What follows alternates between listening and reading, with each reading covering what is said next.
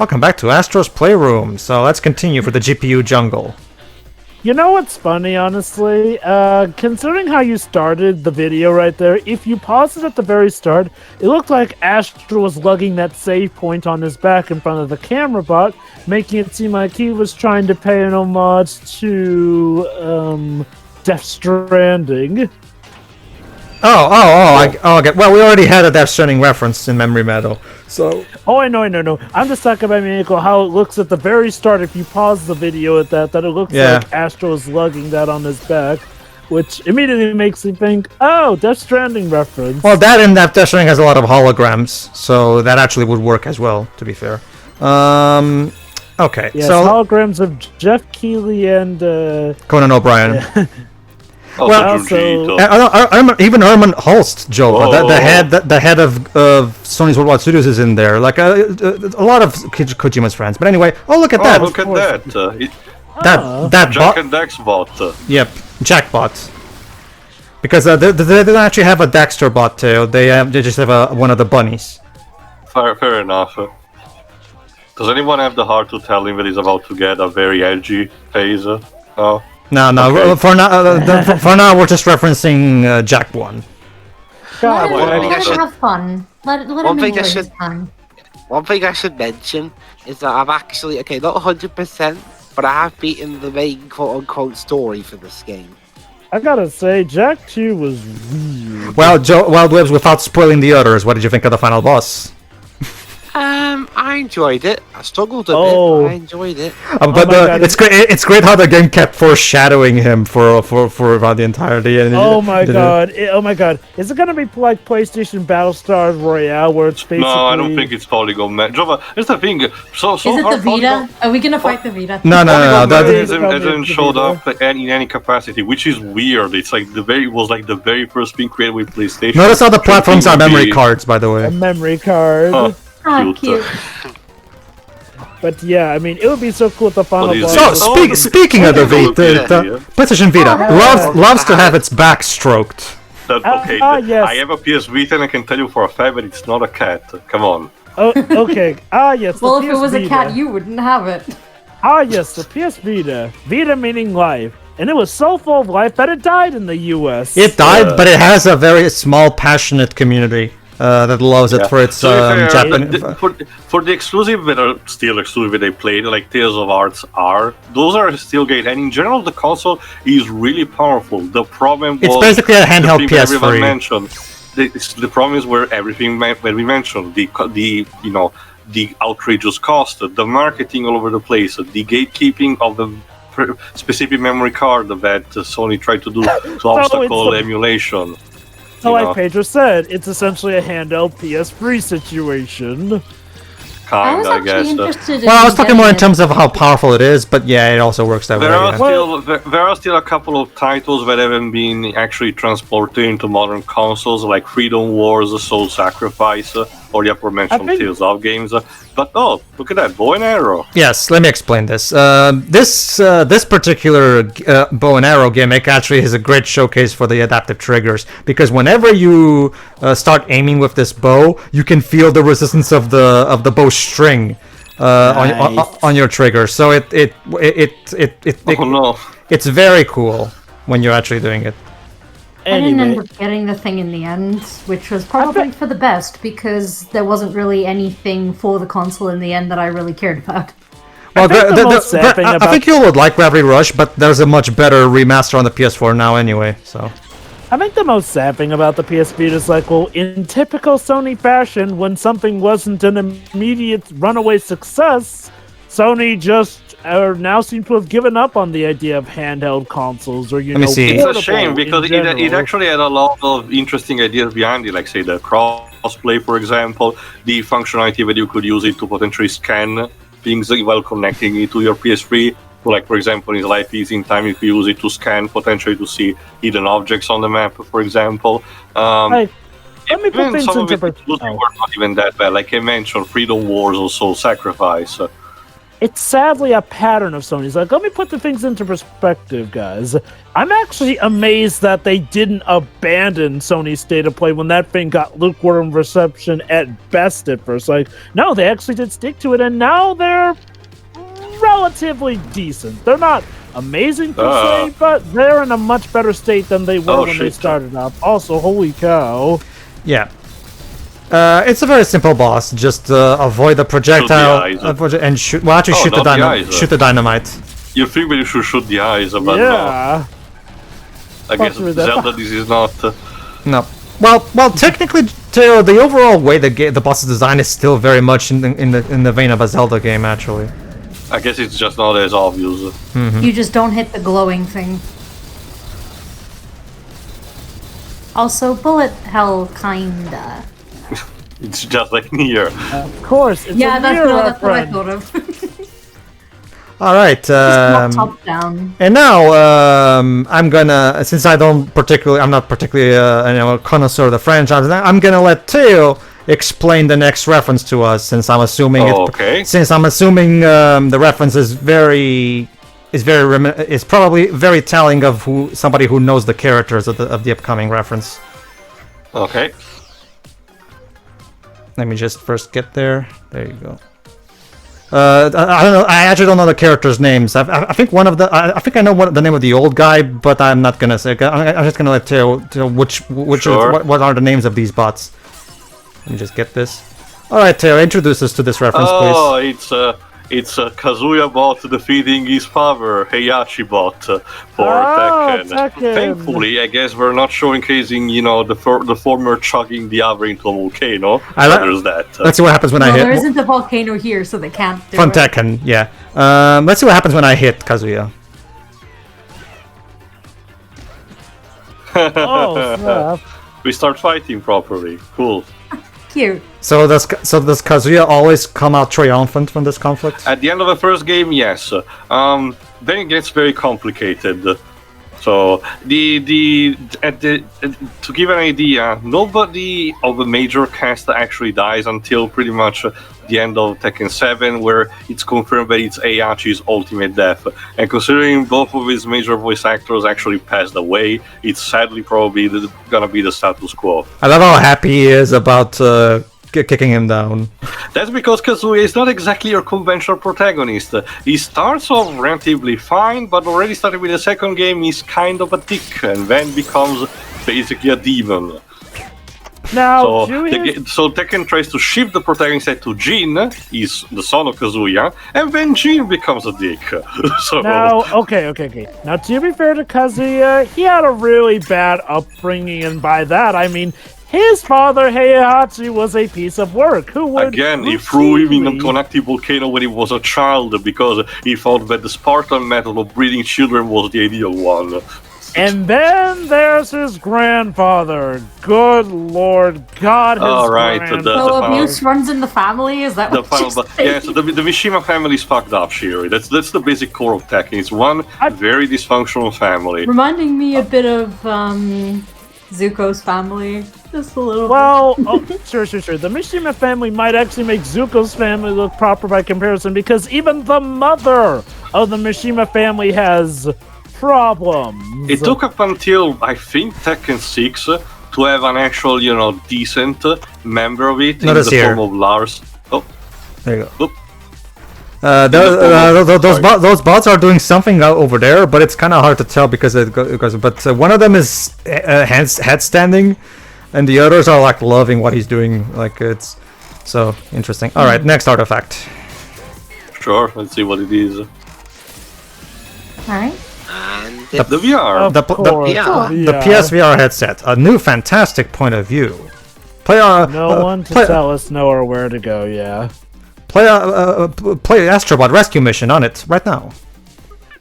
You're just gonna have to give this a few years to take off. Yeah, and also and a price drop. Price a little bit. Yeah.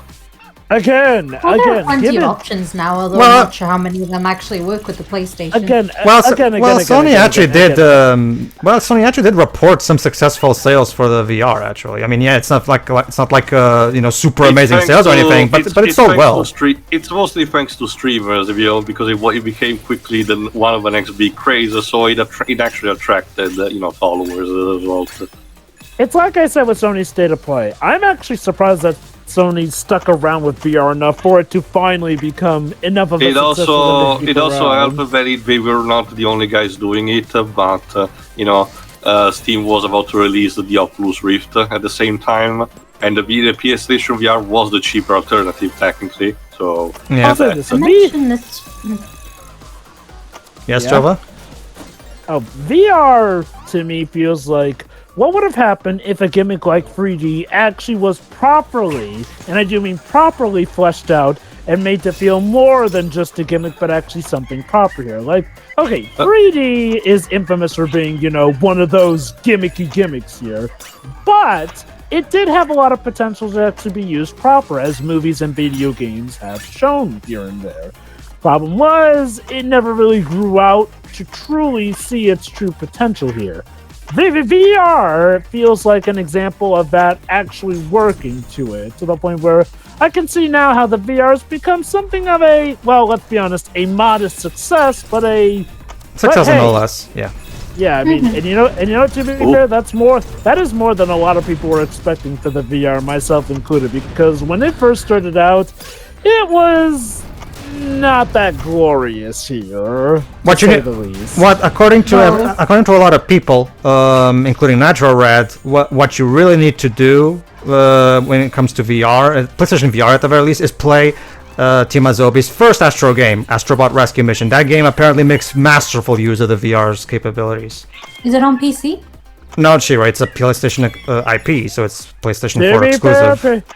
To be fair, Pedro, Sony have been starting to port a lot of their stuff to PC, even Horizon Zero Dawn. Well, actually, I don't have a VR headset. Actually, Horizon Zero Dawn is the only game they've ported to PC so MLB. far. Well, that's the thing, Teo. I've already explained that in the previous part. But Sony's still the publisher of it. I know, Teo, but if you'll let me explain, MLB actually forced that on Sony. The reports say that the actual MLB league. Oh, hold on. What is the shooter? SCWRM aim controller. VR eye accurate. Very VR accurate. But no, that's the thing too. MLB wanted the game to be put on other platforms. Otherwise, they would go for another publisher, and since Sony didn't want to lose the publishing deal, they had to acquiesce.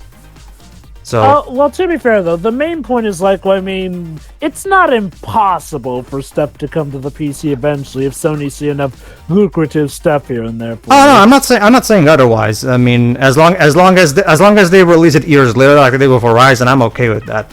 Now, how about Metal Gear? Oh, right, that's that's Konami, Jova. Sorry. Wait, hold on. But don't Sony have some stake in Metal Gear Solid 4 in regards to that? Well, that was true back in 2008, Jova. We don't know if that's the case still anymore. What you're referring, Jova, is the fact that MGS4 has one particular type of feedback towards the way the DualShock 3 controls the Pedro did mention in the past. Oh, that can be easily altered in a remaster. That's not really that big a deal. And like I said, there were also a couple of lines with directly the PlayStation 3 system, so... Like we've already established, the DualSense also has adaptive triggers, so you can easily port that without even having to change that. So I'll just say this: Metal Gear Solid 4 either needs a proper remaster, Me and Joe have talked about this at this point in the podcast plenty of times. Yeah, it needs a remaster. Konami, get on it. What was I trying to say? No, I'm okay with that. I'm not entirely sure of it becoming a common practice, because Horizon only sold didn't even reach 1 million units of sales on PC, and the initial launch was not even very optimal. So I wouldn't exactly count it on becoming a common practice, because it wasn't exactly a super duper successful thing. But anyway, we'll start. Well, it's like I said, maybe if, again, Sony need to learn that not everything can be a runaway success from the start and they need to learn to not abandon stuff just when it doesn't immediately go their way. You hear that, Google? Yeah, I mean, okay, look, don't get me wrong. Google Stadia was terrible, but Google really just threw Stadia under the bus. No, this has been a thing even since before Stadia. Like, every single time something doesn't look at, Google Plus. Google Plus. Well, okay, to be Look fair, at Google Plus, Glass. Remember Google Glass? Yay! Alright, so we get the startup of a PS4. Whoa! Wait, hold on. This is the ending of, oh god, what's that game? Journey. Made? Journey, yeah. Very good, Jova. Very Also, good. that's a. Do you want to build a snowbot? Well, So actually, wait, this is actually a reference No, to Journey? I'm gonna die Neat. there. well, technically, what they're doing that thing that people usually do is this, except that kind of joke is usually done at beaches. But Because that's because snow is fucking cold usually. well, they're bots, so they don't feel. Well, technically, I guess they do They because don't feel anything. they, The bunnies. they don't yay. mind. They don't mind, No, Teo. don't do that. They're robots, Teo, so they don't mind because they don't have any souls. Of course. Yay! All right, so yeah, you can hunt rabbits with your bow and arrow. Be very, very quiet. See, this is exactly why this is where you die.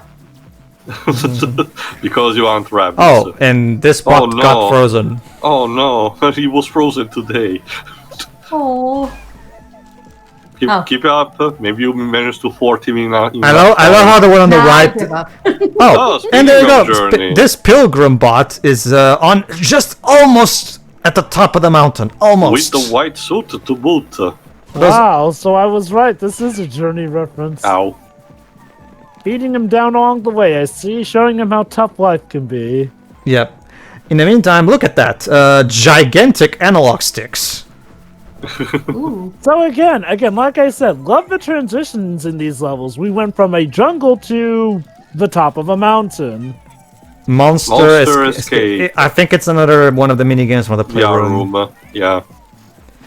Oh, VR chat, I wonder. No, No, Playroom. VR chat is something that's usually for PC and it's like third party anyway. Okay. You don't want to go there. Trust me. Especially considering how they literally allow so many skins to get away with it, despite the fact that they shouldn't. Oh, look at that! The platform of the analog. That's really cute. Do they simulate your movements when you're on top of them? Well, they feel it literally feels like you're on top of an analog stick. It's like I get that. What I meant is like, well, do the analog sticks in there represent? Oh, okay. Do they react to you moving around the analog sticks on the controller? No, they're just tilty platforms. That's all they are. All right, let's boot it up. More like push it. And there you are. There it is. The There it is. This is PS4. The PlayStation 4 promised greatness, delivered more. All right. Just Now like let's the go. Party Squad. Just ignore one of the games that came out later on in its run. What? Party Squad? No, Party Squad was at launch. No, which one? Order 1886. One that came out in 2020. Oh, Last of Us Part 2. Well, Debs, every console has bad games. I mean, Also, Yeah. that's also not the example. Like again, like stuff like Life of Black Tiger or what Joe mentioned, the Guild Zombie Pontes trilogy. and there we are. Oh, I never even heard of it. don't. It's not really great. It's a good thing the falling consoles aren't. You've got the 4 key Well- PlayStation artifacts. Wait, what's that sound? It's coming from the basement CPU plaza. You better go back and investigate. CPU, what did you got in the basement? Like, is that like the Babadook of the console? Let me guess. You have it some has corruption down there? it has the PS6, doesn't it? My cousin has totally his PS6 in his garage. No, it's Amazing! Nintendo, The wall puzzle is complete. Take a break and enjoy the fun and colorful history of PlayStation. Oh god, can you imagine if the final boss was a Nintendo caricature? I should have prevented your existence before. Now I'm going to take you out of this world. It's like that comic that was promoting the TurboGrafx 16. I forgot what it's called. Johnny Turbo, I think. Yeah, I'm pretty sure. Yeah, that Joe brings up a good point. I'm pretty sure Nintendo probably feels very. Speaking of that, hold on. There you go. 2 artifacts remaining. The PlayStation, PS4 Slim. the PS4 Slim lost some weight, but none of the magic. Yeah. Actually, yeah, it actually does look quite slimmer in comparison to mine. Yeah, That's because when the PS3, this PS4 design was revealed, everyone made a joke about. I think it was like Toblerone. It doesn't look like a rubber as much. Oh, Kit Kat. Yeah, we compare it to a Kit Kat bar. and here's the PlayStation 4 Pro. Okay, that one How was more pro crazy. can you go? Do you even lift? Bro. Bro. Hey. It actually does look And now like people are.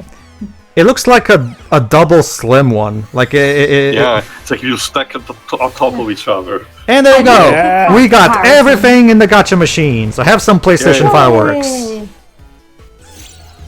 Not quite as big So what as do we do with the rest of our 2021's inauguration fireworks, but still pretty keen. Alright. So I mean, I now get the play. Oh, go on. I get the Kit Kat comparison, and now people are comparing the Oh, there you go. PS5 to the size of their dogs. That was the Rubber Duckies demo there.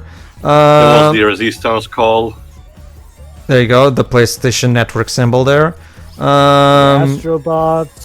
Bots literally riding on. Bots are the all the characters are represented by the bots anyway, Jova. But God, yeah, that's right. The Vita came out in 2011. It's now 10 years old. Damn. play equals Azobi. So that's basically Team Azobi's way of saying thanks for playing our game. Okay.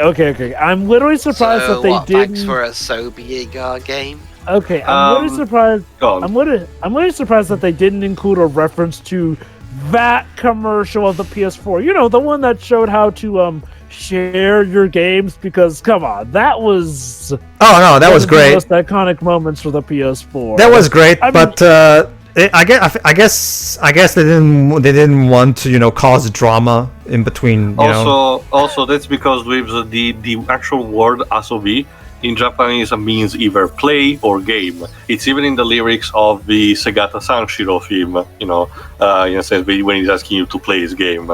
So that makes sense. because fun is infinite. So basically, Team Asobi means literally team game. Mm-hmm. So yeah, we nice mural, Team Azobi. I Good wonder work. who was the artist. Well, they don't credit like an actual wall puzzle artist. I'm assuming it's the art team in general probably made it. All right, so here's the VR. Here's an interesting Easter egg in the VR. Yeah. If you hit the VR, you can see the trailer for Astrobot Rescue Mission. Cute. Also, that Astrobot is definitely biased. There you go. See. So there you go. Basically, this is Inside the according to people, this is the best game of the PlayStation VR. It was both loved by fans and critics. Which again, considering how amazing this game is, I'm not surprised. There you go. Either that or there's a monkey trapped inside. That's one of the It's a shame bosses, that- from what I can tell. It's a shame that VR isn't really recorder friendly.